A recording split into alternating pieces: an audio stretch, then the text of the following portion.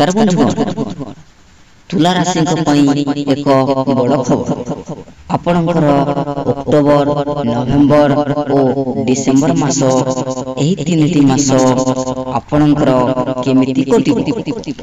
सप्तम राशि होउछंती तुला राशि। तुला राशि स्वामी होउछंती शुक्र आपणकर प्रथम गृहरे अवस्थान करिछंती। पंचम गृहरे शनि अछंती। अक्टोबर मास ठारू नवेम्बर और डिसेम्बर मास आपणकर भल रहिबो। नवम रे मंगल तृतीय और सप्तम स्थान स्वामी अटंती। आपणक भितरे रोग बहुत मात्रा रे देखा देउछि कारण मंगल दशम ग्रह रे रहिछि।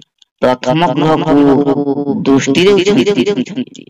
20 अक्टोबर पर्यंत आपण राग को नियंत्रण करंतु। शुक्र आपणकर प्रथम स्थान रे अवस्थान करिछंती। 20 अक्टोबर परे तृतीय को अवस्थान करिबे। आपणकर अक्टोबर 13 रु नवेम्बर 7 पर्यंत कोनसी समस्या देखा देउ नाही।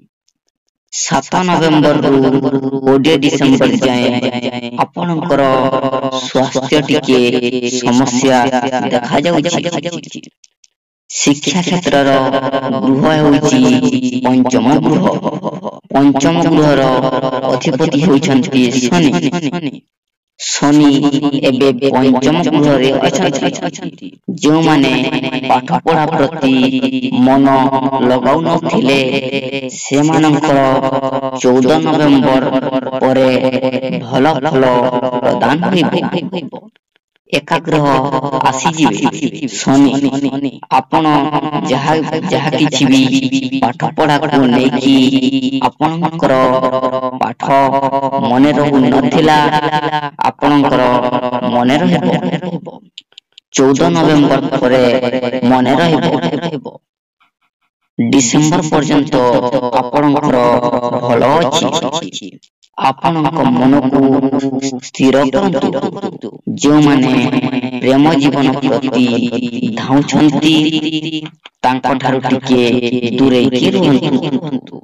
दर्शक बंधु एवं पाठ पढ़ारे मन दियंतु काहे कि ना आपणकर भविष्य आगकू अछि।